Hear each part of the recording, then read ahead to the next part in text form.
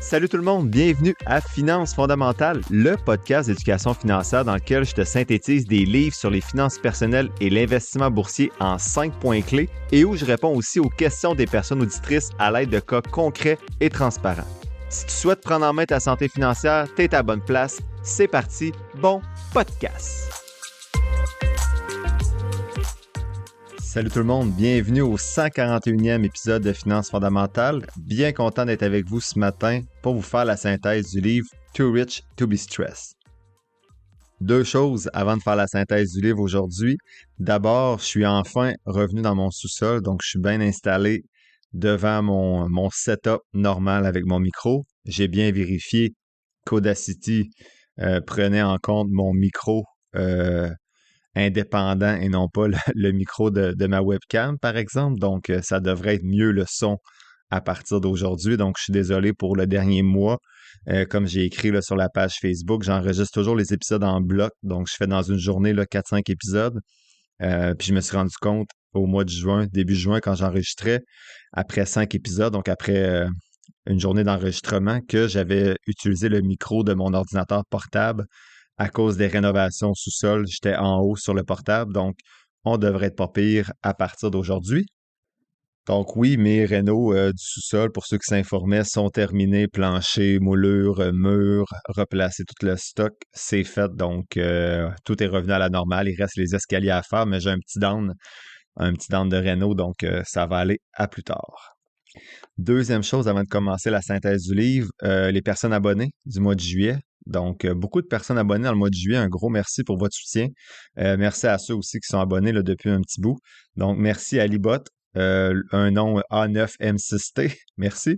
Alex, Cathy, Jeff, Jacinthe, le Ricaneux et Monsieur Dallaire.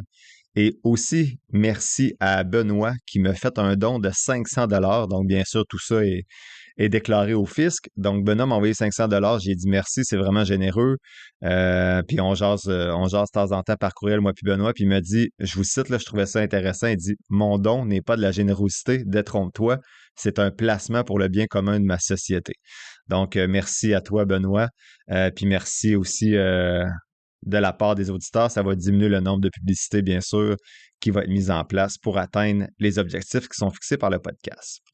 Donc, je rappelle, quand vous êtes abonné, vous avez des avantages, notamment, là, on est rendu peut-être à 25 et plus là, épisodes pour les abonnés, donc qui sort le premier jeudi de chaque mois. Et aussi, je vous envoie 3 outils, soit mon fichier d'analyse à moi de mars 2023, mais là, bientôt, ça va être celui de septembre. Ensuite, je vous envoie aussi un fichier d'analyse vierge pour faire vos propres analyses sur des titres individuels et un guide d'accompagnement pour bien utiliser tout ça. Donc, merci à toutes les personnes abonnées. Là, on s'approche de 150. Ça fluctue, mais je te dirais les 2 derniers mois, c'était vraiment intéressant. Là, il y en a qui partent, il y en a qui reviennent. Donc, merci beaucoup pour le soutien. C'est vraiment apprécié. Donc, le livre d'aujourd'hui est écrit par Dividend John, donc en 2022. Too Rich to be Stressed, donc trop riche pour être stressé. Donc, le livre a été publié, comme je viens de dire, en 2022, puis ce livre-là permet d'explorer comment l'investissement dans des dividendes peut offrir une liberté financière puis une vie, selon l'auteur, sans stress. Donc, le premier point que je voulais discuter avec vous aujourd'hui, c'est l'importance des dividendes. Donc, c'est la première chose que l'auteur parle de l'importance des dividendes comme source de revenus. Donc, selon lui, ça représente une sorte de machine à distributrice, là, une ATM, là, qui dit dans le livre, là, dans votre salon, qui va vous permettre d'avoir un flux constant de revenus d'argent sans avoir à vendre vos actions. Il explique que les dividendes, c'est des paiements réguliers effectués par des entreprises à leurs actionnaires. Donc ça, j'en ai déjà parlé. Un dividende, c'est l'entreprise fait du profit ou pas de profit, là, des fois. Mais bref, habituellement, ils font un profit. Puis au lieu de réinvestir l'argent dans l'entreprise, ben, ils vont décider d'en offrir une partie à leurs actionnaires. Le bout intéressant, selon Dividend John, c'est que les dividendes vont permettre de générer un revenu passif, ce qui peut, selon lui, transformer la vie financière d'une personne, particulièrement à la retraite ou pour ceux qui visent l'indépendance financière. Donc ça, c'est son premier point. Il dit que les dividendes sont vraiment importants parce que ça te permet d'avoir un cash flow là, qui va te permettre de ne pas vendre tes actions et d'avoir de l'argent qui rentre dans ton compte. Je me positionne assez rapidement là, parce qu'il faut que je nuance le point de vue de l'auteur ici quand il dit que c'est un revenu régulier. Les dividendes, là, c'est une source de revenus passifs qui semble vraiment alléchante, là, c'est sûr, mais ce n'est pas des revenus garantis non plus. Bien que les dividendes là, sont stables pour certaines compagnies, c'est jamais garanti puis c'est normal. On préfère que la compagnie coule à cause du dividende, donc emprunter pour être en mesure de continuer à payer le dividende, ou qu'elle fasse plutôt une allocation judicieuse de son argent pour se sortir d'une mauvaise passe ou favoriser sa croissance. Donc, pour moi, là, c'est la deuxième réponse. Je préfère que la compagnie arrête de verser un dividende pour qu'elle puisse réaligner un petit peu là, ses objectifs, faire de la croissance ou arrêter d'emprunter, de s'endetter pour payer le dividende. Je suis d'accord qu'à la retraite, ça peut sembler intéressant de toucher 5% de dividendes parce qu'on n'a pas à vendre autant d'actions pour payer nos dépenses. Par contre, puis ça, j'en ai déjà parlé, je pense sur les épisodes des abonnés ou en réponse à des questions sur le podcast, là, est-ce que c'est plus avantageux d'avoir 100 actions qui m'ont donné 5% de dividendes, mais dont la valeur augmente de 3%, ou bien 100 actions qui ne versent pas de dividendes, mais qui ont une croissance de 10% par année? Mathématiquement, on devrait favoriser le 10% de croissance et vendre le nombre d'actions pour accoter le 8% dans le premier scénario qui était 5% de dividendes plus 3% de croissance qui donnait 8.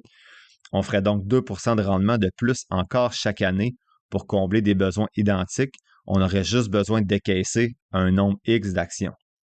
Il y a beaucoup de personnes, surtout au Canada, là, de ce que j'entends sur les différents podcasts, puis ce que je lis sur les différents blogs et sites que je suis, là, qui sont comme accros aux dividendes. Ils sont accros au fait de recevoir de l'argent un peu gratis là, dans leur compte à chaque mois.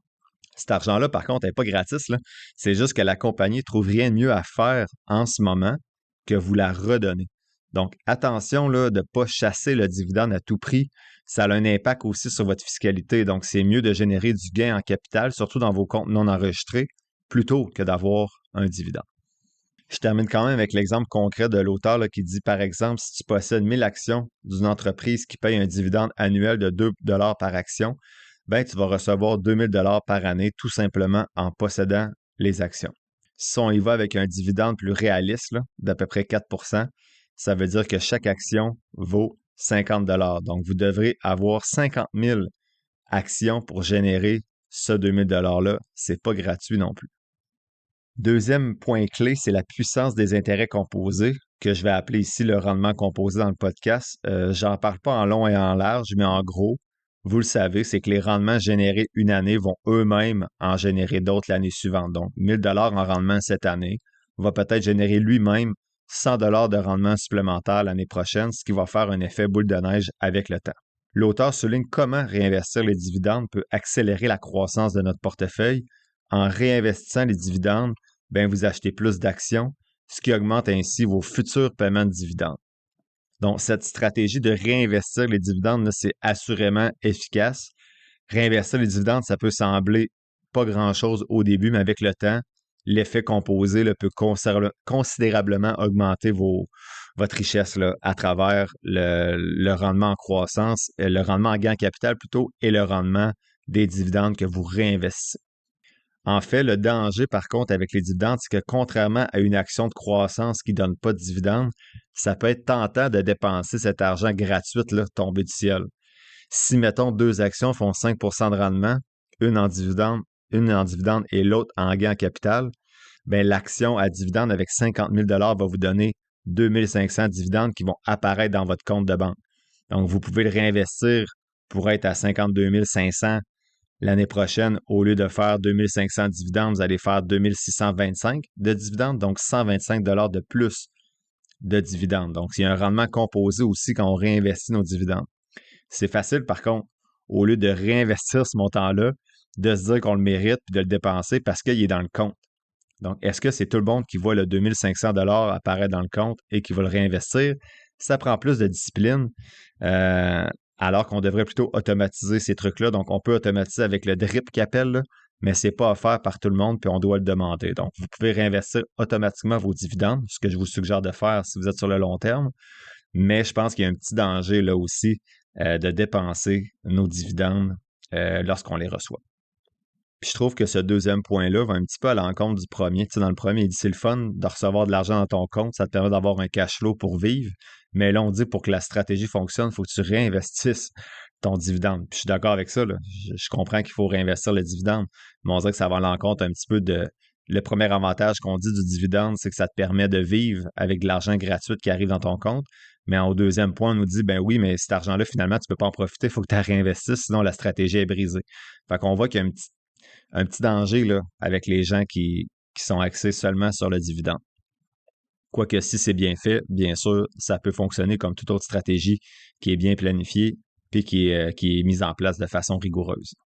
L'auteur dit que si vous réinvestissez 2000 $ de dividendes chaque année, donc l'exemple qu'il donnait tantôt, et que vous estimez un taux de rendement de 5 ça pourrait devenir 10 000 $ de rendement après 10 ans grâce aux effets au rendement composé. Ici, j'ai fait le calcul avec ma calculatrice de rendement composé, puis j'arrivais pas mal en bas de lui. Donc, être prudent avec cet exemple-là. Là, je l'ai pris parce que c'est l'exemple du livre, mais j'arrive pas à la même chose. Mais encore une fois, vous devez avoir la discipline de réinvestir le 2000 $ de dividendes au complet à chaque année. Troisième élément de synthèse, c'est diversification et sélection d'actions. Donc, l'auteur conseille de choisir des entreprises solides avec un historique de paiement de dividendes fiable. Donc, il faut diviser son portefeuille pour réduire le risque et il dit de le faire en sélectionnant des actions d'entreprises qui sont stables, rentables, et ça va vous permettre de vous assurer un cash flow de dividendes plus sûr et constant. Ça revient à ce qui est dit dans l'épisode 109, là, lorsque j'avais fait la synthèse du livre La magie des dividendes, si je me rappelle bien. Faut cibler des compagnies fiables. Donc, ça revient aussi à une stratégie de Dividend Growth Investing, là, donc la DGI, où on va investir dans des actions à dividendes qui ont été croissants à travers les années. Donc, on va investir dans des compagnies que le dividende a été régulier et que le dividende a été augmenté de façon croissante à travers les années. Donc, c'est non seulement des entreprises qui vont verser régulièrement le dividende, mais qu'il y a une croissance constante de ce dividende-là au fil du temps. Donc, je vous présente les principes de base là, du Dividend Growth Investing. Donc, on pourrait appeler ça l'investissement dans des dividendes croissants, on va dire en français. Donc, premier principe, c'est sélectionner des actions. Donc, lorsqu'on sélectionne une action, on va s'assurer que les entreprises sélectionnées sont stables et solides. Donc, on va investir dans des entreprises qui sont bien établies, souvent des leaders dans leur secteur et qui ont un historique de performance stable et un historique également de rentabilité. Donc, entreprise bien établie avec des revenus, des performances stables et une rentabilité qui a été prouvée à travers les années.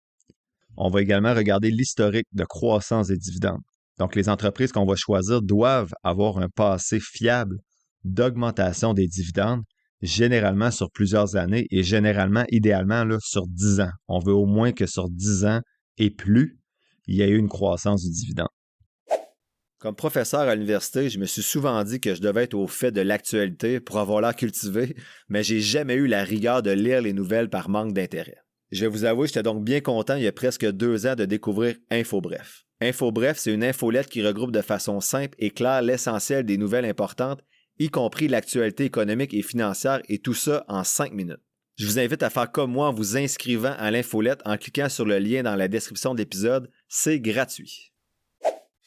Hey, it's Paris. You know I love sparkly things, right? Like stars. Duh. And thanks to Hilton and AutoCamp, I just slept under them. Picture me, serving looks by the fire outside my luxurious Airstream, making s'mores with the kids, while a national park is our backdrop. The great outdoors meets Hilton hospitality. That's hot. Explore all the new ways to stay at Hilton.com. Hilton for the stay.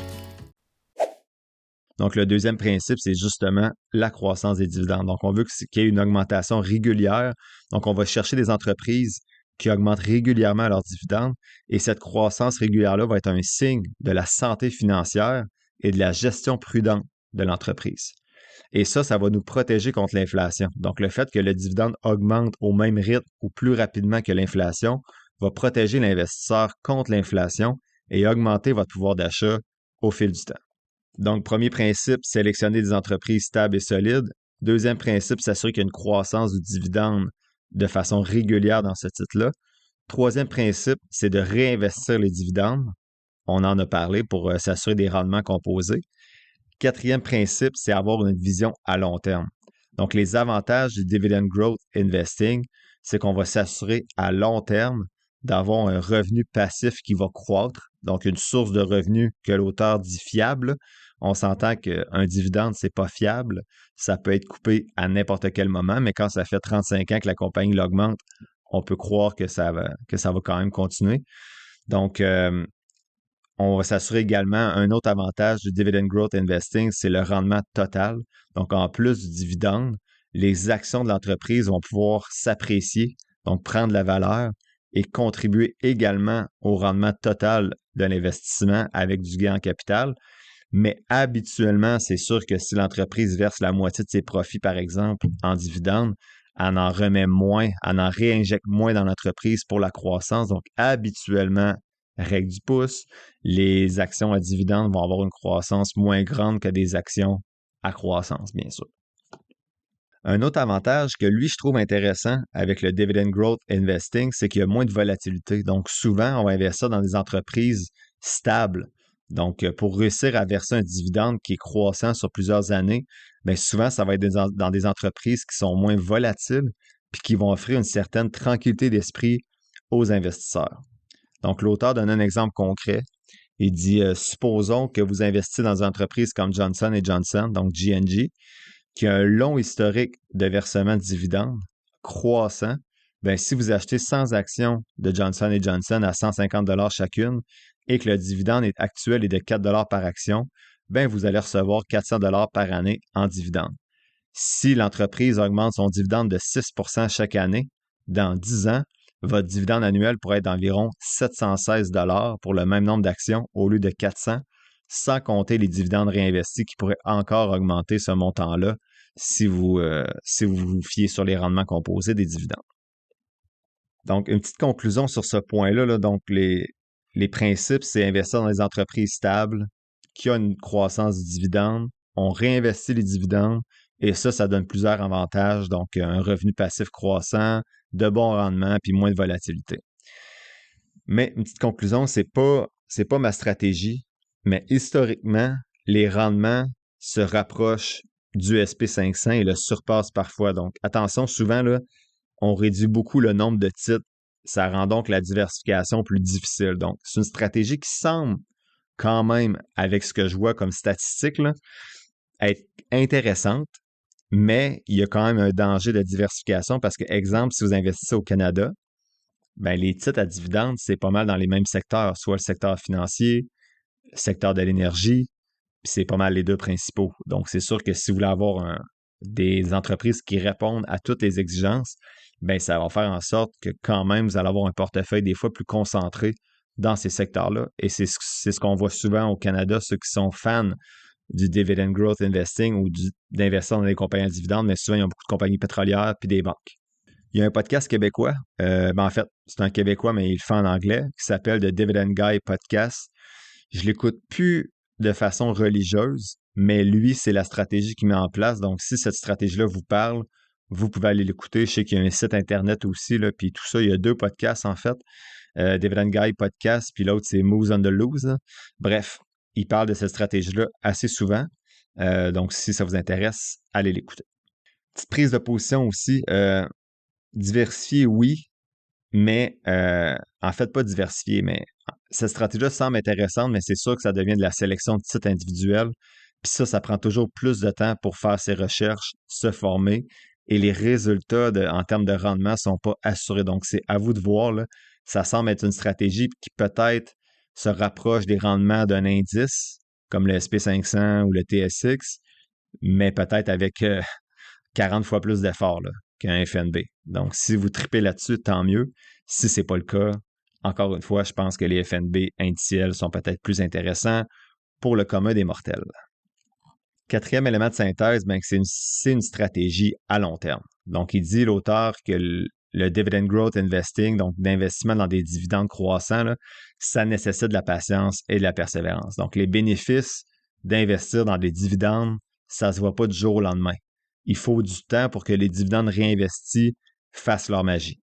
Donc, pour moi, adopter une vision à long terme, là, c'est crucial en investissement, que ce soit dans des dividendes ou pas. Donc, pour moi, ce point-là est valide, là, de voir à long terme. C'est valide pour tout type de stratégie en bourse dans laquelle on essaie de s'enrichir d'une façon normale et non pas à faire un coup de circuit puis à gagner ou perdre tout ce qu'on a. Donc, ça revient à la même chose que d'habitude. Là, les fluctuations à court terme du marché peuvent être décourageantes, mais il faut toujours rester concentré sur nos objectifs à long terme. Et ça va amener des résultats. Donc, que ce soit avec des dividendes, FNB, sélection de sites individuels, faut toujours être patient. Dernier point de synthèse, c'est l'importance de l'éducation financière. Donc, l'auteur recommande de toujours chercher à apprendre et à comprendre le marché. Pour lui, une bonne éducation financière permet de prendre des décisions éclairées et d'éviter les erreurs coûteuses. Donc, il souligne l'importance de comprendre comment les dividendes et le marché fonctionnent. Pour moi, l'éducation financière, c'est essentiel pour tous les investisseurs. Par contre, je pense que ce type de stratégie-là demande plus qu'une éducation financière de base, comme comprendre les rendements composés. Il faut être capable de lire les bilans financiers des entreprises qui offrent des dividendes pour sélectionner celles qui répondent aux exigences de la stratégie. Si on investit juste au Canada, comme j'ai dit tantôt, on a un risque d'être trop concentré dans certains secteurs. Donc, je suis d'accord avec lui qu'une bonne éducation financière permet de prendre de bonnes décisions. Par contre, il dit qu'il faut toujours chercher à apprendre et à comprendre le marché. Ça, je suis d'accord dans sa stratégie à lui, mais si on investit de façon passive dans des FNB indiciels, pour moi, maintenant, on n'a plus besoin nécessairement de lire les nouvelles ou apprendre à comprendre le marché. On peut plutôt se concentrer sur des éléments qui touchent plus la gestion de notre budget, faire le suivi de son actif net, donc des éléments un peu plus où qu'on a les mains dans la pâte, là, qu'on est vraiment dans le quotidien, plutôt que d'essayer de comprendre les marchés. Mais dans une stratégie où tu investis dans des dividendes croissants et tu sélectionnes des entreprises, en effet, assurément, il faut que tu comprennes les marchés et que tu fasses tes devoirs. Donc, en conclusion, le livre Too Rich to be Stressed, pour moi, offre des conseils là, sur l'investissement en dividendes puis comment ça peut mener à une vie financièrement libre et sans stress. Donc, les 5 points clés qu'on a vus, là, c'est l'importance des dividendes, la puissance des rendements composés, l'importance de diversifier à travers le Dividend Growth Investing, donc une stratégie d'investissement dans des dividendes croissants, de voir à long terme et de s'éduquer financièrement. Est-ce que c'est un livre que je recommande? Il est intéressant, mais c'est pas vraiment une stratégie que je suggère parce qu'elle élimine beaucoup de compagnies intéressantes comme certaines technos là, comme Nvidia ou Google. C'est pas avantageux fiscalement non plus les dividendes dans les comptes non enregistrés ou bien dans votre CELI US. Donc oui, le livre se lit bien, là, il n'est pas compliqué, mais je pense que ça peut amener plusieurs personnes à se casser la tête pour rien, alors que tu as des FNB là, indiciels qui sont disponibles pour des rendements similaires. Il y en a bien sûr des FNB qui font ce genre de stratégie-là, comme VIG, Vanguard Dividend Growth Appreciation, donc ETF. Donc, je crois que c'est un FNB en US, si je ne me trompe pas, mais c'est le genre de FNB qui peut reproduire ce type de stratégie-là, si ça vous parle. Le key point, qu'est-ce que je retiens? On est tous contents de recevoir de l'argent gratis dans notre compte de façon passive, mais attention de ne pas mettre les dividendes sur un piédestal et de diversifier votre portefeuille avec d'autres types d'actions également. La semaine prochaine, je fais un Would You Rather, donc qu'est-ce que tu ferais?